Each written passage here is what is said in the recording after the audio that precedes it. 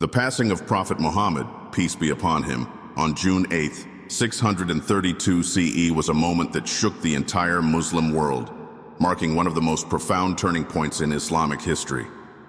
For over 2 decades, he had led his followers with wisdom, justice, and divine guidance, transforming them from fragmented tribes into a unified ummah bound by faith. His companions, those who had walked beside him, fought alongside him, and learned from him, were left in shock, grief-stricken, and uncertain of what would come next. His death, though inevitable, was almost unimaginable to those who had loved him and seen him as their connection to God's will on earth. His final illness had been apparent, yet many clung to hope, unwilling to accept the thought of losing their beloved prophet.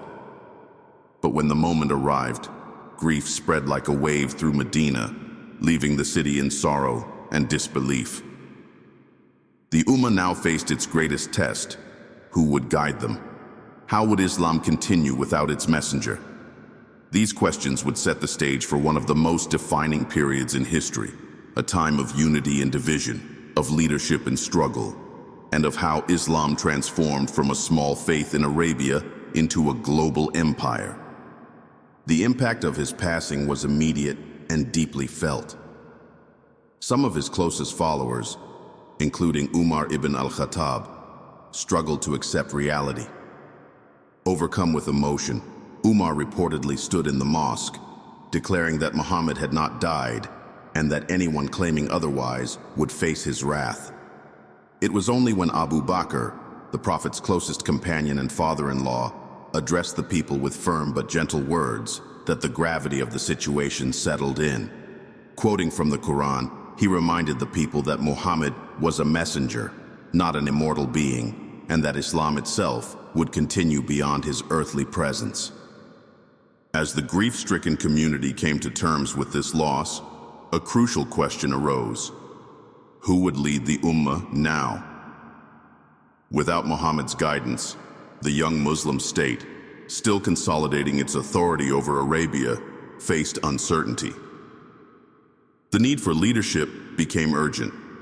Would it be someone from the Prophet's family, or would the choice fall on one of his closest companions? The fate of the Islamic movement depended on the decision that would come next. In the wake of Prophet Muhammad's passing, Medina was overcome with sorrow, but grief quickly gave way to uncertainty. With the Prophet no longer among them, the Muslim community faced a critical question. Who would lead them? The absence of a clear successor left room for debate, and tensions arose as different factions sought to determine the future of the Islamic State. Leadership had to be established swiftly to prevent disorder, and as emotions ran high, a crucial meeting took place at Saqifa, a roofed hall belonging to the Banu Sa'ida tribe. At Saqifa, members of the Ansar, the local Medinan Muslims who had welcomed Muhammad and his followers from Mecca, gathered to discuss the matter. They felt they had played a pivotal role in supporting the Prophet and believed leadership should remain among them. The Muhajirun, the early Muslim converts from Mecca, had a different view. They argued that the new leader should be from the Quraysh, the Prophet's own tribe, as they had been the first to embrace his mission and bore the weight of persecution before migration to Medina. During the discussion, Sa'd ibn Ubadah, a leader from the Ansar, was put forward as a candidate. However, this proposal did not gain unanimous support, as it risked dividing the community along tribal lines. Recognizing the danger of fragmentation, Umar ibn Al-Khattab and Abu Bakr, 2 of the Prophet's closest companions, arrived at Saqifa to engage in the debate. Abu Bakr addressed the gathering, emphasizing that the unity of the Muslim Ummah was paramount. He acknowledged the role of the Ansar but argued that leadership should remain with the Quraysh, as the Prophet himself had belonged to this tribe, and the broader Arab world would be more willing to accept their authority. Abu Bakr then put forth 2 names, Umar ibn Al-Khattab and Abu Ubaidah ibn al-Jarrah, both esteemed companions known for their wisdom and strength.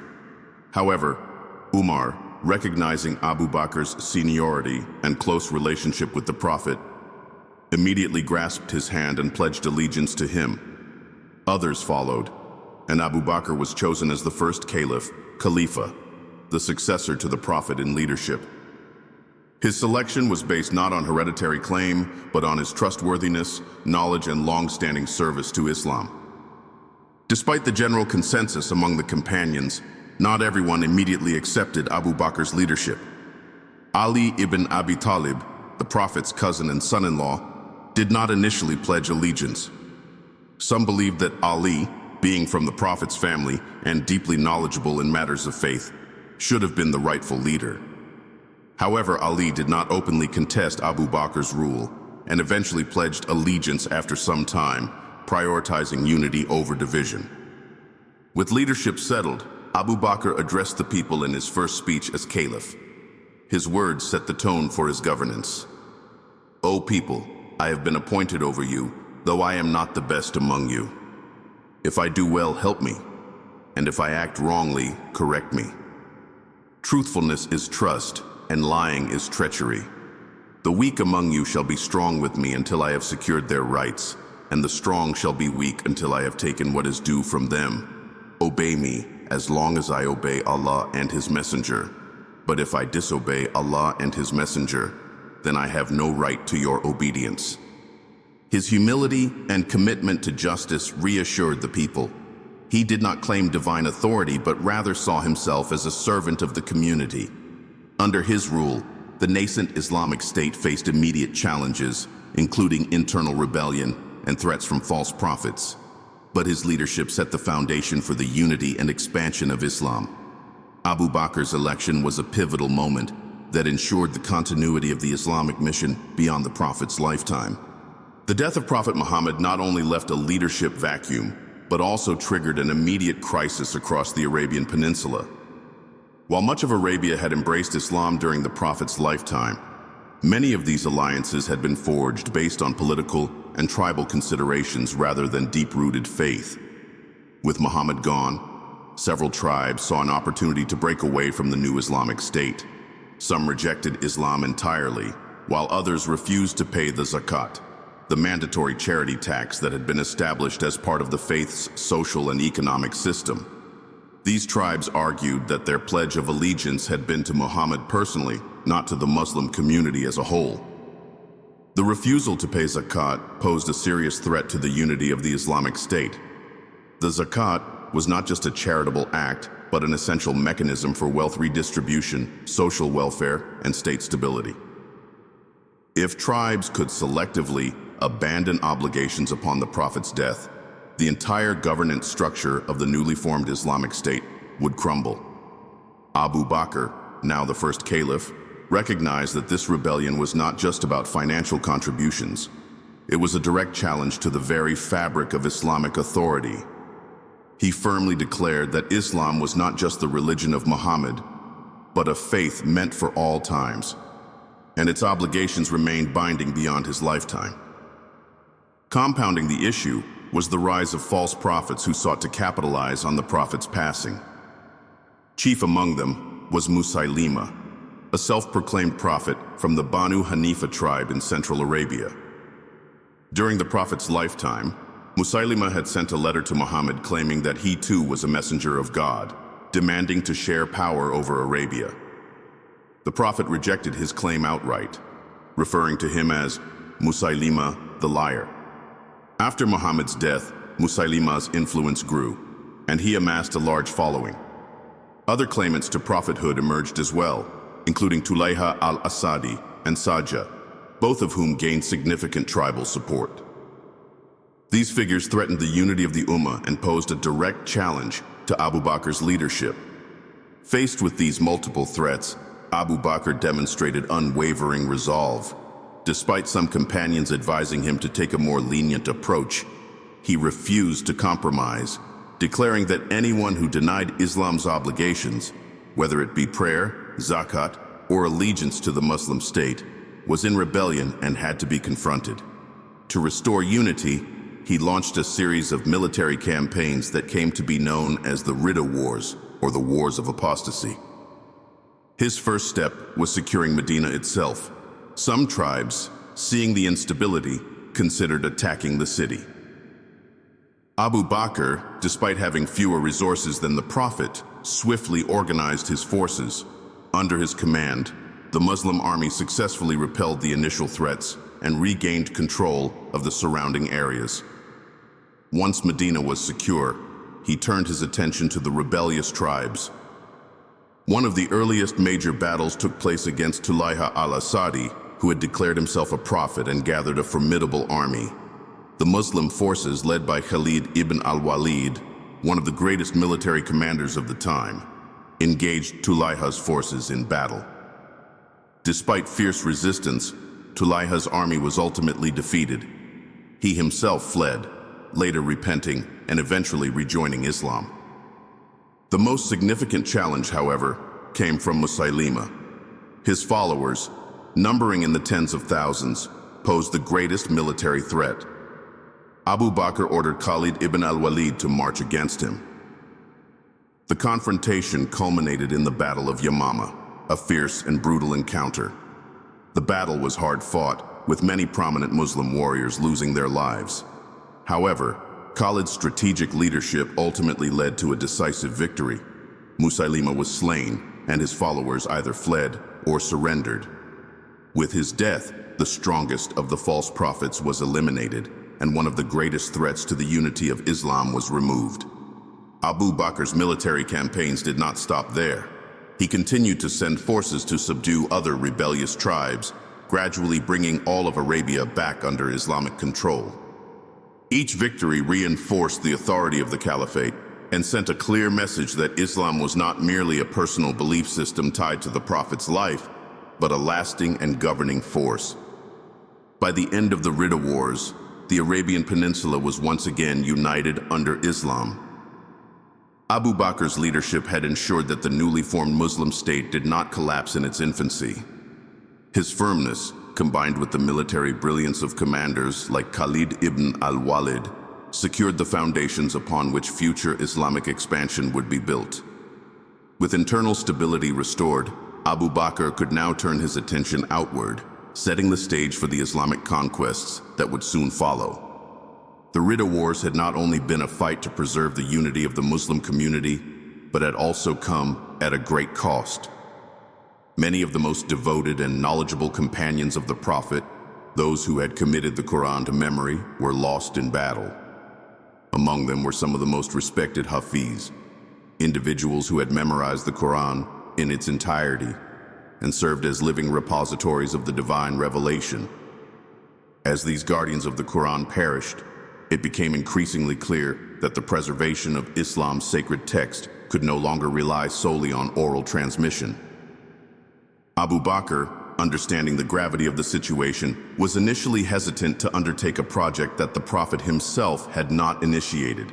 However, Umar ibn Al-Khattab, one of his closest advisors, recognized the urgent need to safeguard the Quran in written form. He approached Abu Bakr with a bold proposal to compile the entire Quran into a single, definitive manuscript. At first, Abu Bakr resisted, deeply conscious of the fact that Muhammad had never instructed such a task. But as Umar continued to press the matter, highlighting the risk of losing large portions of the Quran if the Hafiz continued to fall in battle, Abu Bakr saw the wisdom in the suggestion. Once he resolved to take on this monumental task, Abu Bakr entrusted the responsibility to Zayd ibn Thabit, a young but highly capable companion of the Prophet. Zayd had served as one of the Prophet's chief scribes, responsible for recording revelations as they were received.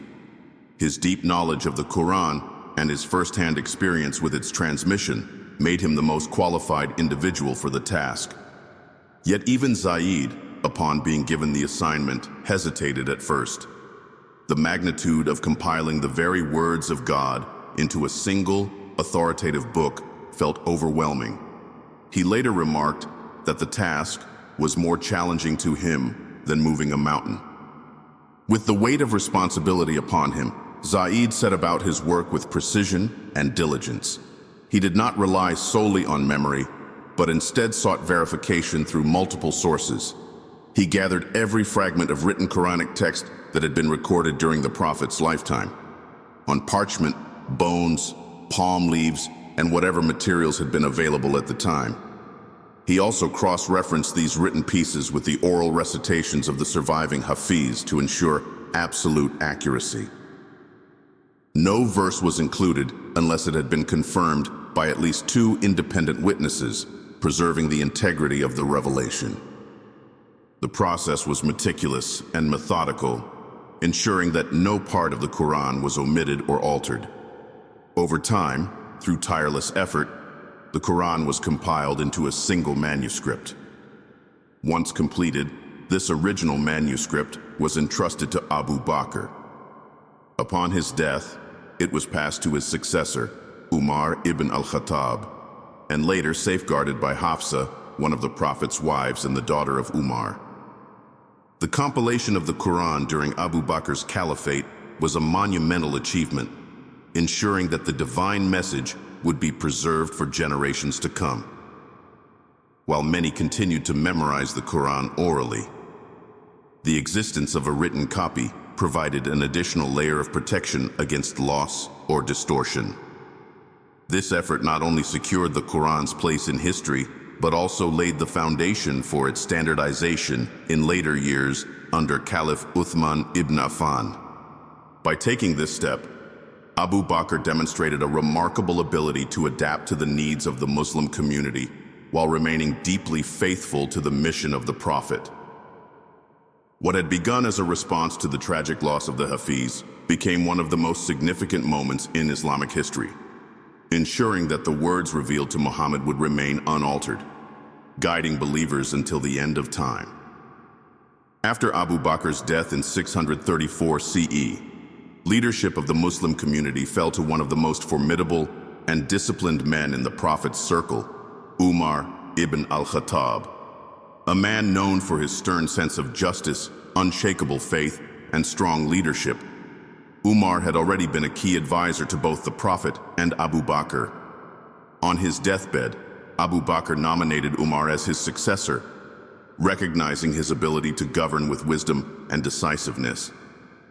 Though some among the companions feared that Umar's temperament might make his rule too harsh, his leadership soon proved to be one of the most transformative periods in Islamic history. Under his caliphate, Islam would expand far beyond Arabia, setting the foundation for one of the most powerful empires in the world. With internal stability already secured by Abu Bakr, Umar turned his attention outward. The 2 great superpowers of the time, the Byzantine Empire and the Persian Sassanid Empire, had long been engaged in conflict, weakening both sides and making them vulnerable to the rise of a new force. The Muslim armies, led by some of the most brilliant military commanders of the time, began their conquests with unprecedented speed and efficiency.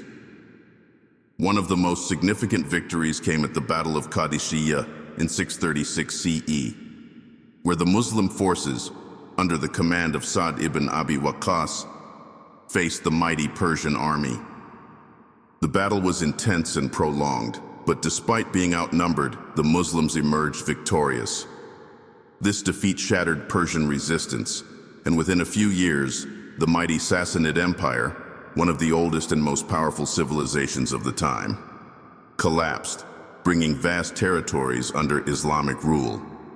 The conquest of Persia was only part of Umar's sweeping military campaigns. At the same time, Muslim forces advanced into Byzantine-controlled Syria and Palestine, regions of immense strategic and religious significance.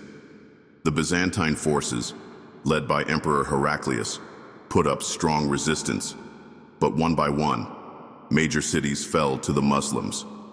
Damascus, the capital of Syria, was taken after a prolonged siege. The city of Homs, along with much of modern-day Jordan and Lebanon, soon followed.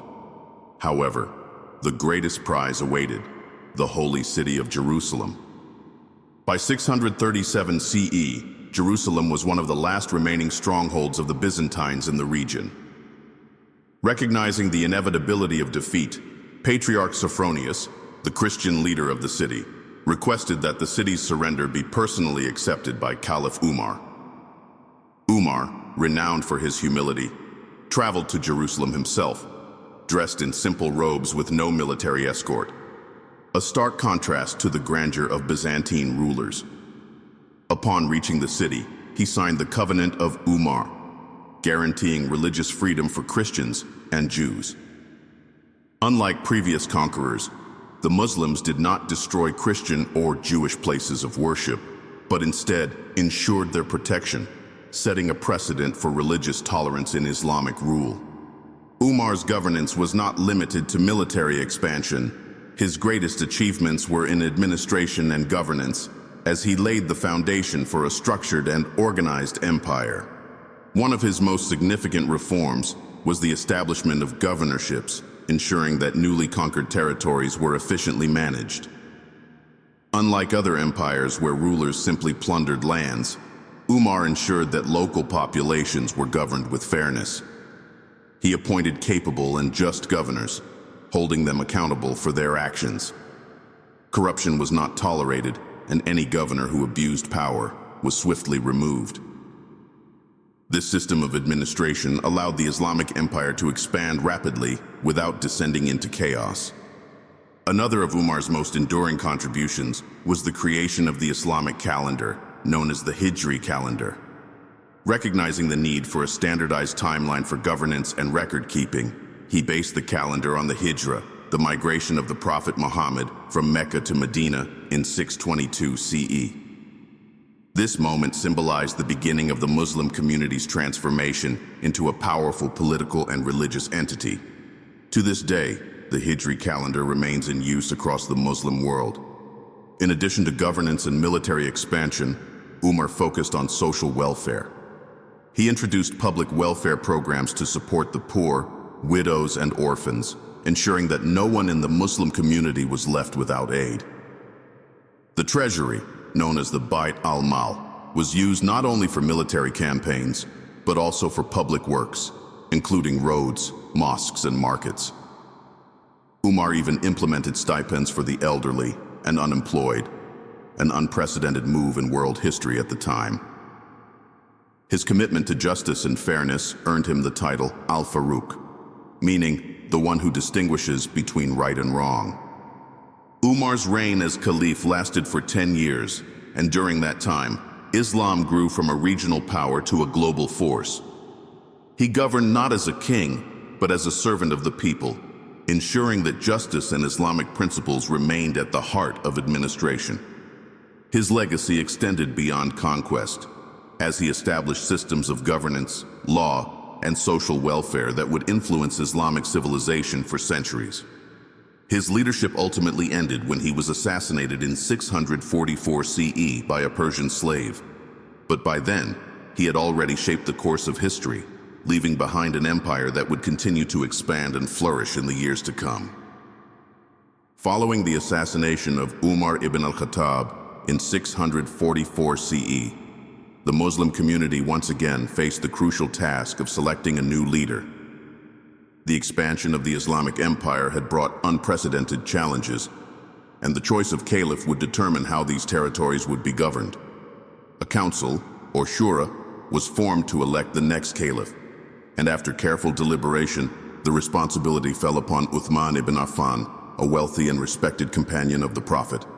Uthman, known for his generosity and devotion to Islam, was from the powerful Umayyad clan of the Quraysh, making him the first caliph from a family that had once opposed the Prophet, but later embraced Islam.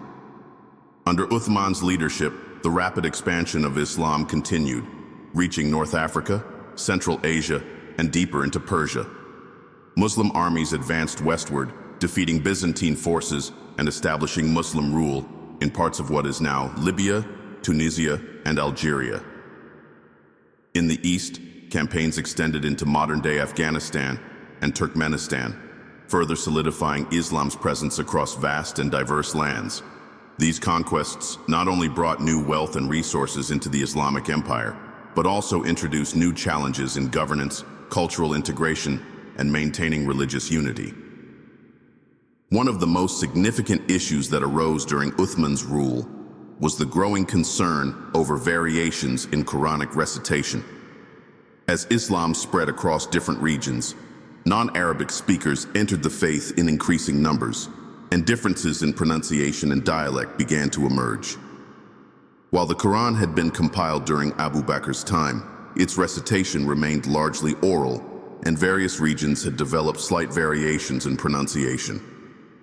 This concerned many of the Prophet's companions, who feared that these differences could eventually lead to disputes over the authenticity of the Quran. The issue was brought to Uthman's attention when Hudhayfa ibn al-Yaman, a respected military commander, noticed that soldiers from different regions were reciting the Quran in ways that sometimes conflicted with one another. Concerned that these variations could lead to division, Hudhayfa urged Uthman to take immediate action. The Caliph responded decisively, commissioning a standardized version of the Quran that would serve as the official text for all Muslims.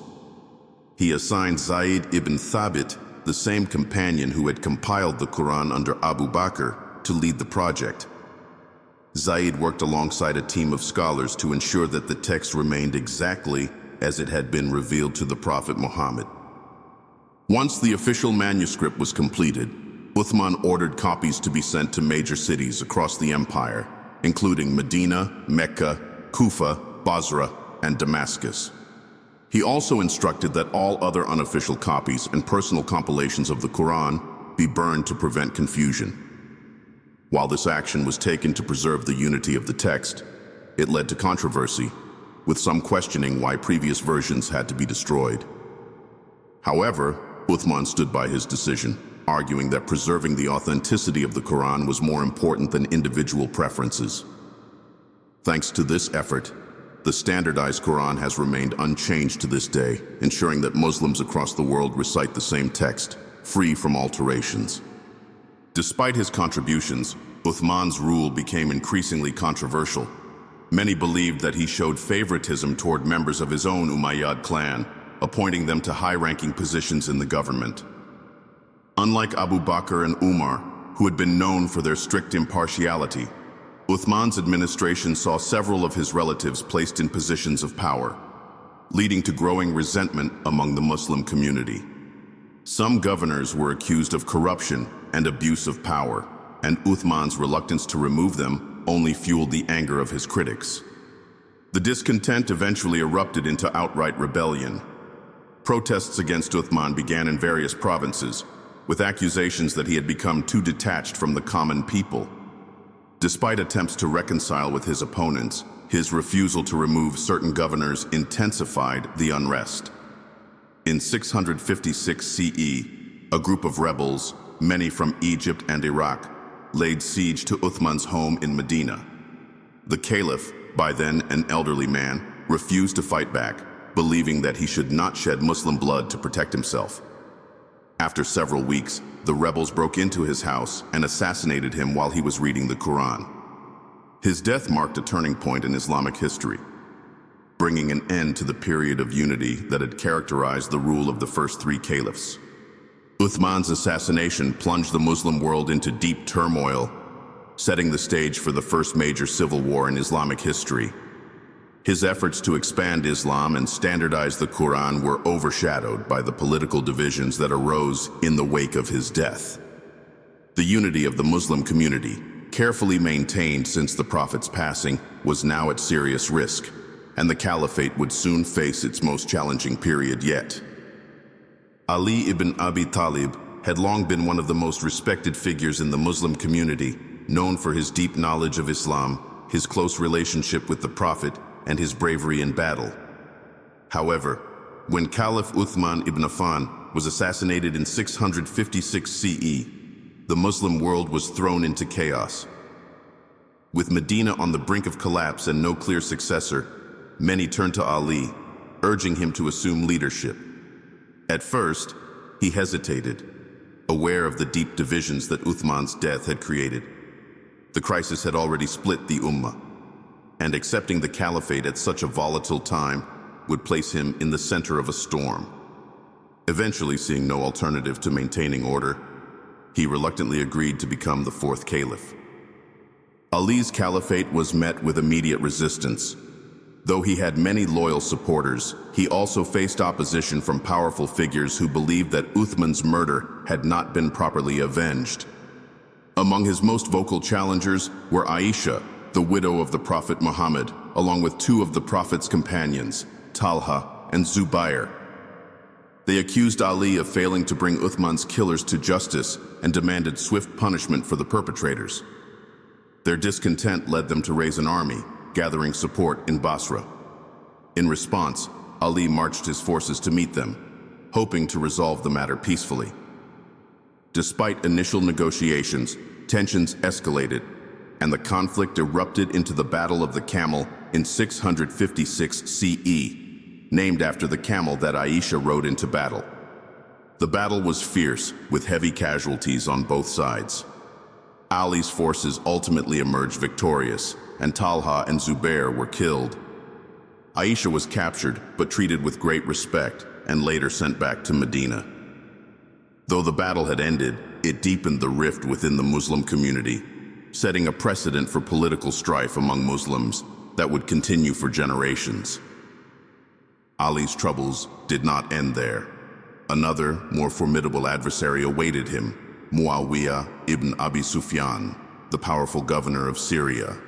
Muawiyah, a relative of Uthman, refused to acknowledge Ali as Caliph, insisting that Uthman's murder had not been avenged. Unlike Aisha, Talha, and Zubair, Muawiyah commanded a vast and well-organized army, making him a serious contender for power. The rivalry between Ali and Muawiyah culminated in the Battle of Siffin in 657 CE, a long and grueling confrontation that lasted for months. Neither side could secure a decisive victory, and the battle eventually led to an agreement for arbitration. The arbitration process, meant to settle the dispute peacefully, turned out to be one of the most controversial decisions of Ali's caliphate. Many of his supporters had urged him to continue fighting, believing that victory was within reach. However, Ali agreed to the arbitration, hoping to avoid further bloodshed. The negotiations ended in a stalemate, with neither Ali nor Muawiyah officially declared the rightful caliph. This perceived weakness caused dissent within Ali's own ranks, leading to the emergence of a radical group known as the Kharijites. The Kharijites had initially been supporters of Ali, but turned against him after the arbitration. They believed that Ali had compromised divine justice by allowing human judgment to decide the fate of the caliphate. Declaring both Ali and Muawiyah unfit to rule, they became a militant faction, launching violent attacks against both sides. Ali was forced to fight them at the Battle of Nahrawan, crushing their rebellion. However, their ideology did not die with their defeat, and their opposition to Ali would have fatal consequences. By 661 CE, the situation had grown even more dire. Muawiyah's influence continued to expand, and many of Ali's allies had abandoned him. Weakened politically and militarily, Ali struggled to maintain control. It was during this time that a group of Kharijites, seeking vengeance, plotted his assassination. While leading prayers in the mosque of Kufa, Ali was struck with a poisoned sword by Abdul Rahman ibn Muljam, a Kharijite extremist. He succumbed to his wounds 2 days later, marking the tragic end of his caliphate. Ali's assassination left the Muslim world in further disarray. His death did not resolve the conflict, but instead led to the establishment of the Umayyad Dynasty, with Muawiyah taking control as caliph. The divisions that had surfaced during his reign would deepen over time, giving rise to the Sunni-Shia divide, as those who had supported Ali believed that leadership rightfully belonged to his descendants. Though his time as caliph was fraught with turmoil, Ali remains one of the most revered figures in Islamic history, remembered for his wisdom, justice, and unwavering commitment to the principles of Islam. With the assassination of Ali ibn Abi Talib in 661 CE, the Muslim world found itself at a critical turning point. The divisions that had begun during Uthman's caliphate had now deepened, and the power struggle that followed would redefine the nature of Islamic leadership. In the aftermath of Ali's death, his son Hassan briefly assumed leadership but soon abdicated under pressure, paving the way for Muawiyah ibn Abi Sufyan to take full control. With no significant opposition left to challenge him, Muawiyah declared himself caliph, marking the beginning of the Umayyad Dynasty. Muawiyah's ascent to power was unlike that of the previous caliphs. Instead of being chosen through consultation among the Prophet's companions, he took the Caliphate by force and established a hereditary monarchy, shifting from the traditional elective system to dynastic rule. This was a drastic change from the governance model of the Rashidun caliphs, where leaders had been selected based on merit and consensus. The Umayyad Caliphate, with its capital in Damascus, now functioned as an empire rather than a community-led leadership, bringing about a new era in Islamic governance. Under Umayyad rule, the Muslim empire expanded at an unprecedented rate. Their conquests pushed further into North Africa, where they established control over modern-day Libya, Tunisia, and Algeria, eventually reaching the Atlantic coast. Their armies moved north into Spain, crossing the Strait of Gibraltar in 711 CE under the leadership of Tariq ibn Ziyad. The conquest of the Iberian Peninsula led to the establishment of Al-Andalus, a center of Islamic culture and learning that would flourish for centuries. In the east, the Umayyads advanced into Central Asia, securing lands as far as modern-day Afghanistan and western China. Their forces also attempted to expand deeper into the Byzantine Empire, making repeated but ultimately unsuccessful attempts to capture Constantinople. The expansion of the empire brought wealth and prestige, but also introduced new challenges, as governing such a vast and culturally diverse population required new administrative strategies. Despite their military success, the Umayyads faced widespread discontent. Many Muslims, particularly those who had supported Ali and his descendants, viewed the Umayyads as illegitimate rulers who had abandoned the principles of the early caliphs. The dynasty was often accused of favoring their own Qurayshite clan, appointing family members to powerful positions, and ruling with a level of luxury and excess that contrasted sharply with the austerity of the Prophet's time. The administration also imposed heavy taxation on non-Arab Muslims, treating them as second-class citizens despite their conversion to Islam. This growing resentment would later fuel revolts that threatened their rule. Religiously, the divide between the Sunnis and Shias became more pronounced under the Umayyads. Those who believed that leadership should remain within the Prophet's family, particularly through Ali's descendants, formed the foundation of what would later become the Shia sect. The Umayyads, recognizing this opposition, persecuted many of Ali's supporters, further deepening the sectarian divide. Though the Umayyad Caliphate brought immense expansion and organization to the Muslim world, their rule was not without controversy. Their shift to hereditary monarchy, policies of favoritism, and tensions with non-Arab Muslims created underlying conflicts that would eventually lead to their downfall. However, during their reign, the Islamic Empire reached its greatest territorial extent, setting the stage for future dynasties and the continuing spread of Islam across the world. The conflict over leadership that arose after the death of Prophet Muhammad did not end with the establishment of the Umayyad Caliphate, but instead gave birth to one of the most enduring divisions in Islamic history, the split between Sunnis and Shias. At the heart of this division was the question of who had the rightful claim to lead the Muslim community. Those who supported Abu Bakr, Umar, Uthman, and later Muawiyah believed that leadership should be based on consensus, experience, and the ability to govern effectively. These followers became known as Sunnis, derived from Ahl al-Sunnah, meaning the people of tradition. On the other side were those who believed that leadership should have remained within the family of the Prophet, specifically through Ali ibn Abi Talib and his descendants. This group held that divine guidance and spiritual authority were passed down through the bloodline of Muhammad, making Ali the rightful successor. They became known as the Shia, derived from Shiat Ali, meaning the party of Ali. The Shia belief system introduced the concept of the imamate, which stated that the true leaders of the Muslim community were not just political figures, but also divinely appointed imams, men who inherited both spiritual wisdom and authority. Unlike the Sunni caliphs, who were selected by the community, Shias believed that the Imams were chosen by God, starting with Ali and continuing through his descendants. The 12 Imams of Shia Islam, particularly revered by Twelver Shias, became central figures in their religious doctrine, with the belief that the final Imam, the Mahdi, would one day return to restore justice. This divide had lasting consequences, shaping the political and religious landscape of the Muslim world. The early persecution of Shias under the Umayyads and later under the Abbasids deepened their sense of martyrdom and struggle. Events such as the tragic Battle of Karbala in 680 CE, where Ali's son Hussein was brutally killed by the forces of the Umayyad Caliph Yazid, became defining moments in Shia identity. Over time, this division evolved beyond just a political dispute, influencing theology, rituals, and interpretations of Islamic law.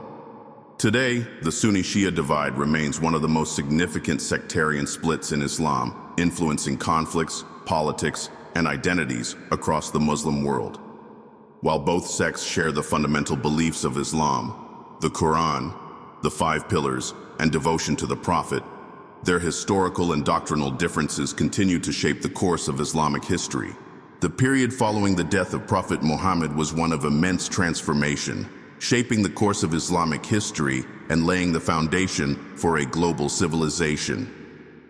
The leadership of the first 4 caliphs, Abu Bakr, Umar, Uthman, and Ali, known collectively as the Rashidun Caliphate, was instrumental in guiding the Muslim community through its most challenging years.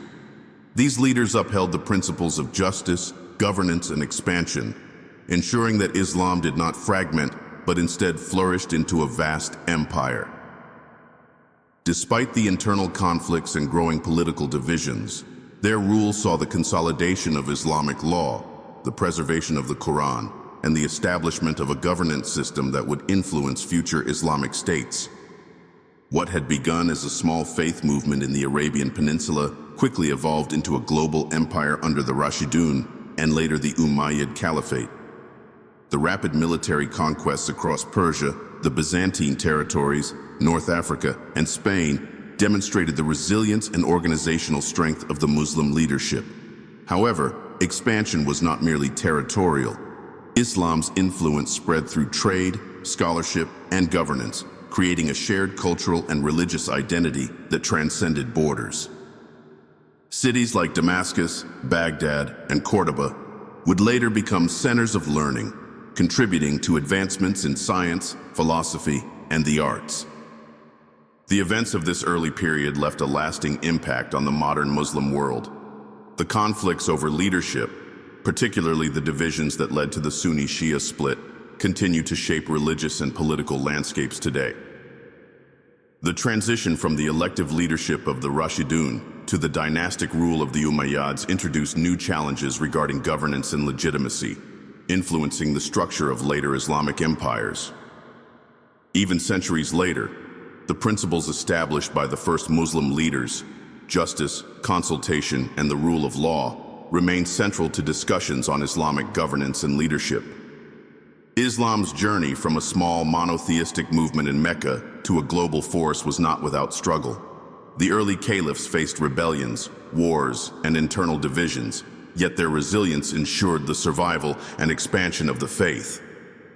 Their legacy continues to inspire millions, serving as a reminder of the strength and endurance of the Muslim Ummah through history. The events that unfolded after Prophet Muhammad's passing shaped the course of Islamic history forever.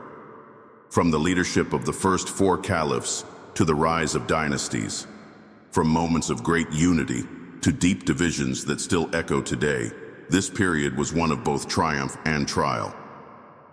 Yet despite all the challenges, Islam continued to grow, reaching lands far beyond Arabia, touching the hearts of millions across generations. The question remains, what can we, as Muslims today, learn from the struggles and successes of the past? Let us reflect on history and carry forward the message of faith, unity, and justice. If you found this video insightful, consider subscribing to Islamic Insights for more stories that bring history to life. Until next time, may peace and blessings be with you.